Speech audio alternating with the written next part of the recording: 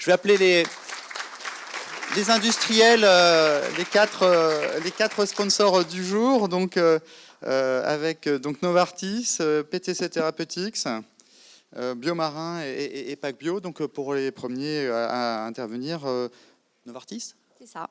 C'est bon là? C'est parti. C'est la première fois le micro. Hein. On a dit 5 minutes, c'était la règle du jeu pour présenter. Oui, je vais faire très vite en super. fait. Merci beaucoup en tout cas. Donc merci de nous laisser parler. Donc moi je suis Valérie Martin-Duc, je suis la responsable régionale en fait en thérapie génique de l'amyotrophie spinale. Donc on en a beaucoup parlé, Monsieur Fischer, et tout de la thérapie génique dans l'amyotrophie spinale et quels sont les enjeux aujourd'hui sur cette pathologie alors qu'il existe des traitements. Donc vous le savez tous, l'amyotrophie spinale, c'est une maladie neurodégénérative. C'est une maladie autosomique récessive qui a une incidence entre 1 sur 6 000 et 1 sur 10 000 naissances en fonction des publications. Et surtout, donc c'est une maladie rare et la mutation, enfin cette maladie touche un sujet sur 54, ce qui est quand même beaucoup. C'est une maladie, en fait, quand elle n'est pas traitée, qui est une des maladies la plus mortelle avant la mucoviscidose. Alors, comment se caractérise cette maladie? C'est une maladie, en fait, de dégénérescence des motoneurones de la moelle épinière, et donc ce qui va provoquer, en fait, une atrophie progressive musculaire. Et pour les patients les plus sévères, du coup, un décès à l'âge de 1 an. Vous allez voir, c'est vraiment là l'enjeu, en fait. C'est une maladie qui aussi a une atteinte bulbaire, donc tout ce qui est en fait au niveau des enfants qui ont du mal à manger à ce niveau-là. Mais ce qui est intéressant, c'est qu'il n'y a absolument pas d'atteinte cognitive. Donc c'est des enfants qui ont vraiment un regard un contact oculaire intéressant, enfin important. Et donc je vous l'ai dit, une maladie précoce. Alors, qu'est-ce qui se passe? Hop, voilà. Qu'est-ce qui se passe dans cette maladie? Donc vous le savez tous, c'est des patients qui en fait ont un défaut ou un défaut de production de la protéine SMN, qui est la Survive Motoneurone. Donc elle porte son nom, hein, c'est une protéine qui en fait protège les motoneurones de leur destruction. Les motoneurones, vous le savez tous, en fait, on a un certain nombre, ça ne se divise pas, et donc il faut absolument les protéger. Donc comment ça se fait cette production de protéines? De deux manières, essentiellement par le gène SMN1. Donc ça, c'est une population normale qui fabrique le gène que la protéine SMN. Et puis la nature, elle est bien faite. À côté, vous avez un gène qui s'appelle le SMN2 et qui, juste avec une différence de 1 nucléotide, va provoquer en fait dans 90% des cas un saut d'exon. Et donc on va se retrouver avec une protéine en fait fonctionnelle que dans 10% des cas. Donc, qu'est-ce qui se passe en fait sur nos fameux sujets 1 sur 54? Il y a une mutation, c'est aussi une particularité, c'est une grosse mutation de l'exon 7 et 8 du gène SMN1. Et donc, la seule manière de fabriquer cette protéine, c'est avec le gène SMN2. Vous êtes généticien, je ne vais pas vous l'apprendre. En fait, c'est aussi une particularité. On peut aller avoir, dans chaque individu, peut avoir entre 0 et 8 copies de gène SMN2, justement pour compenser cette production de SMN quand on n'a pas le gène SMN1. Et ça, en fait, donc on en est où aujourd'hui? Depuis 6 ans, il existe des traitements. Des traitements avec 2 stratégies thérapeutiques spécifiques. Donc on a en fait l'option de booster, enfin en gros de booster le gène SMN2 en bloquant en fait le saut d'exon.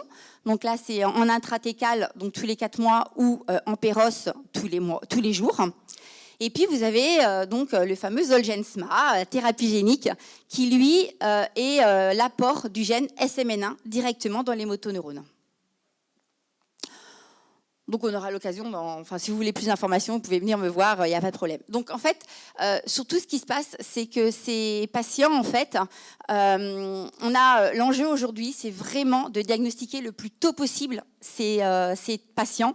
Parce qu'en fait, plus on les traite tôt, évidemment, mieux en fait les traitements vont être efficaces, puisqu'on va faire ce qu'on peut avec leurs motoneurones et reproduire de la protéine SMN. Et donc l'enjeu, en fait, effectivement, c'est sur les fameux formes sévères, les types 1. Vous voyez, à 1 à 2 copies, et c'est des enfants qui meurent à l'âge de 1 an si on ne les traite pas. Aujourd'hui, on a 40% de ces enfants qui partent en soins palliatifs parce qu'ils arrivent trop tard, en fait, auprès des centres de référence. Donc, c'est voilà, Très important. Et donc, en fait, surtout, c'est que moi, je voulais faire la transition par rapport à la présentation de Madame Reboul, parce qu'aujourd'hui, il y a le dépistage néonatal qui se met en place avec un pilote sur la Nouvelle-Aquitaine et le Grand Est, et qui va permettre, en fait, de tester l'amyotrophie spinale sur Guthrie, et qui va permettre, en fait, de traiter ces enfants avant que les symptômes arrivent, et donc, du coup, leur faire bénéficier, en fait, d'avoir une vie, un développement normal. Voilà. Merci beaucoup d'avoir joué le temps parfait. C'est parfait, c'était juste les 5 minutes. Donc, je propose, il n'y a pas de questions. Vous êtes sur les stands et donc tous les participants vont venir vous voir. Donc, le deuxième laboratoire qui nous intervient aujourd'hui, donc PTC Therapeutics, oui, c'est ça. sur des thérapies innovantes. Vous allez nous en dire davantage. Tout d'abord, je tenais à remercier les organisateurs de nous donner ce temps de présentation et puis pour la qualité de ce séminaire.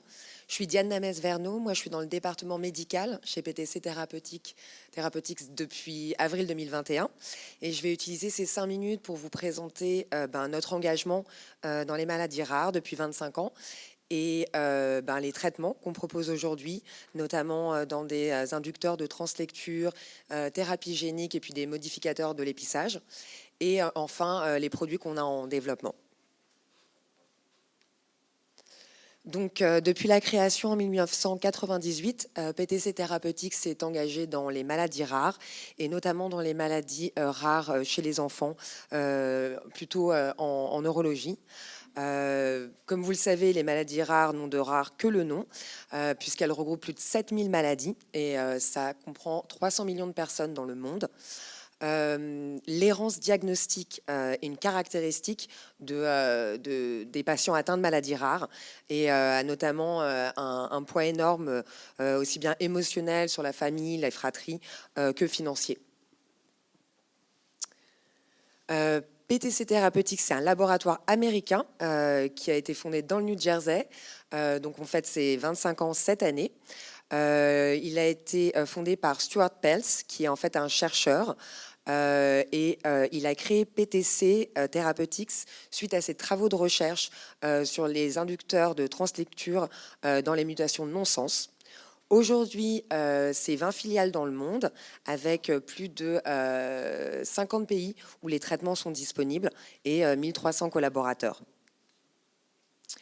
Les plateformes se sont diversifiées et développées avec des traitements innovants qui sont basés essentiellement sur 3 stratégies: un criblage pharmacologique de petites molécules, des inducteurs de translecture et des modulateurs de l'épissage. En France, on a 2 traitements qui sont disponibles à l'heure actuelle dans la maladie de Duchenne causée par une mutation de non-sens.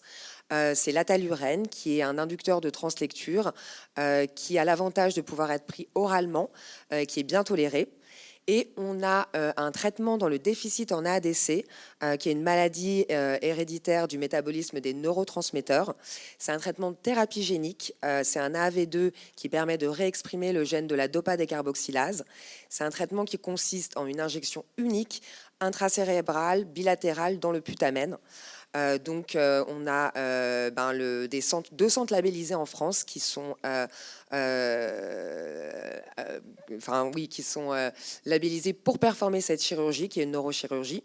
On a 7 petits patients qui ont été opérés, dont le dernier hier, depuis décembre 2020. Et on a un recul sur les premiers patients de 10 ans. Dans tout ce qui est les traitements en développement, donc on reste dans les maladies rares, avec essentiellement en neurologie des traitements dans la maladie de Huntington, dans la maladie de Charcot et également dans l'ataxie de Friedreich. On a aussi développé des traitements dans les maladies héréditaires du métabolisme, avec notamment la phénylcétonurie. Et on se développe aussi en oncologie sur le léomyosarcolème et puis le traitement du gliome du pont cérébral. On participe aussi de plus en plus à des réseaux sociaux, essayer un petit peu de comprendre comment les experts les utilisent, différentes générations, une utilisation différente. Donc c'est quelque chose qui nous intéresse aussi de poursuivre. Et voilà, finalement, je suis ici. Si vous avez envie d'échanger sur les modes d'administration et d'action de nos traitements disponibles en France, mais aussi en développement, n'hésitez pas. Je vous remercie. Merci beaucoup. Merci beaucoup d'avoir tenu le temps et donc vous êtes disponible. Et puis donc troisième acteur des thérapies, Biomarin. Merci. Bonjour à toutes et bonjour à tous. Merci en tout cas de nous laisser l'opportunité de pouvoir nous exprimer quelques minutes. Je me présente, je m'appelle David Thiers, je suis directeur de Business Unit au sein de Biomarin sur tous les traitements qui sont commercialisés. Je vais vous faire une présentation assez courte des traitements qui sont disponibles à ce jour chez Biomarin et des axes de recherche dans les prochaines années. Donc, Biomarin est aussi un laboratoire américain qui a été créé en 1997 en Californie, à Novato, à côté de San Francisco, et qui est à l'origine de la recherche et de la découverte du premier traitement substitutif enzymatique dans les MPS, qui, à l'époque, en 2003, étaient les MPS 1 pour le traitement Aldurazyme, qui a été commercialisé, qui est toujours commercialisé par Genzyme actuellement. En 2006, un autre traitement substitutif enzymatique a été à ce moment-là commercialisé par Biomarin, puisque Biomarin commençait à s'étoffer en termes d'équipe en France, puisque Naglazyme a été commercialisé pour les MPS 6, donc la maladie de Maroteau-Lamy. Si on reste spécifique dans les traitements substitutifs enzymatiques des MPS, donc en 2014, Vimizim, un autre traitement substitutif enzymatique, a été commercialisé en France dans la maladie de Morquio, la MPS 4. Si on revient un petit peu en avant, dans les années 2008-2009, donc Kuvan, le premier traitement médicamenteux dans la phénylcétonurie, a été aussi commercialisé, qui est une molécule chaperone qui permet effectivement de diminuer le taux de phénylalaline dans le sang, qui est une molécule qui est toxique pour les neurones. En 2017, le premier traitement substitutif enzymatique administré en intracérébroventriculaire dans la CLN2 a été commercialisé. On sait que les traitements substitutifs enzymatiques ne passent pas la barrière, ou très peu la barrière hémato-encéphalique, et on a trouvé effectivement ce mode d'administration pour avoir une efficacité et limiter l'évolution de la maladie. Donc la CLN2, c'est la maladie de Batten, la céroïde lupofiscinose neuronale, avec des symptômes très précoces. Et donc l'objectif dans cette maladie, c'est de sensibiliser, de diagnostiquer au plus tôt possible, effectivement, avec les différents symptômes qui peuvent intervenir. En 2018-2019, le premier traitement substitutif enzymatique dans la phénylcétonurie a été commercialisé en Europe et aux États-Unis, pas encore en France. On espère que ça sera le cas dans les prochaines années. En 2021, on a eu la commercialisation d'un premier traitement dans l'achondroplasie, qui est la forme la plus fréquente de dysplasie squelettique, qui est une protéine natriurétique de type C, avec Voxogo, qui permet effectivement d'avoir une action positive sur la croissance endochondrale. Les résultats, c'est que le patient a un gain de taille de 1,57 cm en moyenne par an. Et puis, tout à l'heure, il y avait effectivement un topo très intéressant sur la thérapie génique. Biomarin prépare dans les prochains mois et dans les prochaines années en fait Roctavian. On espère avoir une indication pour Roctavian, qui est une thérapie génique en hémophilie A sévère. Les différents axes de recherche chez Biomarin sont, comme vous pouvez le voir, l'hyperoxalurie, dans un premier temps, la déficience alpha-1 antitrispine, la maladie de Duchenne, la phénylcétonurie avec une thérapie génique, l'angioœdème héréditaire et les cardiomyopathies hypertrophiques. Je suis accompagné de Margot Dufort, qui se trouve sur le stand, qui est la régionale de l'étape. Et nous serons vraiment heureux si vous pouvez venir nous saluer, poser des questions. Ça sera avec un grand plaisir. En tout cas, merci pour votre écoute. Excellente journée.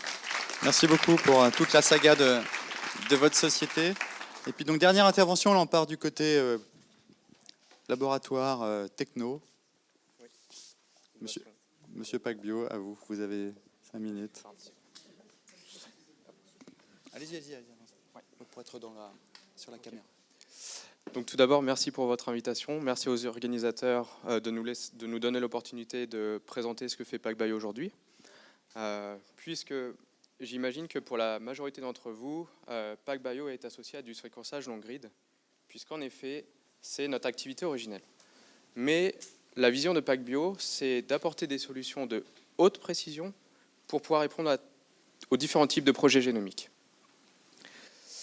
Donc il y a des applications, des thématiques, comme par exemple en neurosciences, immunologie ou maladies rares, où on va vouloir avoir l'image complète des variants génétiques qui sont exprimés, y compris dans les régions complexes du génome. Et c'est ça ce que va pouvoir vous apporter les read HiFi.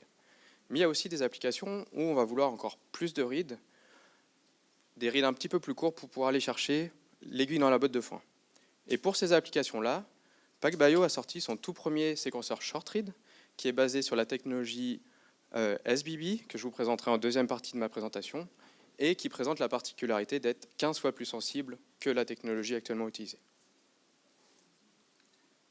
Donc tout d'abord, pour le long grid, nos séquenceurs Revio et Sequel2 reposent sur la technologie Smart Sequencing, où on va à partir d'ADN natif, on va venir générer des librairies avec des fragments d'ADN de 15-20 kb. On va venir ajouter nos adaptateurs en épingle, de sorte à former une molécule circulaire qui va permettre à la polymérase de lire plusieurs fois la même molécule, et ainsi obtenir un read consensus de haute qualité, AQ30 et plus. Si on se focalise sur le génome, comme vous le savez, tous les génomes ne sont pas équivalents. En short read, on va bien détecter les SNP et les indels, bien qu'il reste des régions du génome qui ne soient pas couvertes, notamment 400 gènes d'intérêt médical qui ne sont pas couverts. Alors qu'avec les read HiFi, grâce à la longueur de 15-20 kb et cette qualité de read, on va très bien détecter les SNP et les indels, y compris dans cette région noire du génome. En plus, on aura les variants structuraux, on aura la méthylation, puisqu'on est à partir d'ADN natif, et puis on pourra également détecter très bien les répétitions en tandem. Tout ça phasé sur les allèles, à partir d'un échantillon, d'une librairie et d'un seul run. Alors il y a plein d'applications possibles avec les read HiFi. Pour une question de temps, je n'aurai pas le temps de tous vous les présenter. Je vais juste vous dire 2 mots sur les ARN, qui est un petit peu la thématique du séminaire, où avec les read HiFi, vous allez pouvoir séquencer les isoformes en pleine longueur. Ça va vous permettre de détecter en moyenne 2 à 3 fois plus d'isoformes par rapport au short read. Ça va également vous permettre de détecter beaucoup mieux les fusions de gènes. Et puisqu'on a cette qualité de read, vous allez également avoir les mutations exprimées au niveau de l'ARN. Donc pour finir, je vais vous dire 2 mots sur notre technologie short read, qui est donc basée sur le séquençage by binding, qui s'oppose à la technologie je dirais traditionnelle, sur le fait qu'on a séparé l'étape d'interrogation et d'incorporation de la base. Ce qui nous a permis d'optimiser ces 2 phases pour obtenir une qualité de read à Q40+. Donc qu'est-ce qu'on va pouvoir faire avec cette qualité? Eh bien, à sensibilité égale, ça veut dire soit séquencer moins, mettre plus d'échantillons dans un run, et donc de réduire les coûts de séquençage. Ça laisse aussi la possibilité de séquencer encore plus pour avoir encore une meilleure résolution, notamment en ADN circulant, on va vouloir aller chercher des variants à 0,5, 0,1%. Et ça va également permettre d'aller caractériser des régions du génome qui sont mal couvertes, comme notamment ici sur l'image IGV sur les régions homopolymères. Voilà, merci de votre attention et n'hésitez pas à venir nous voir. Et bon appétit. Merci beaucoup. Le milieu du séquençage continue de se diversifier.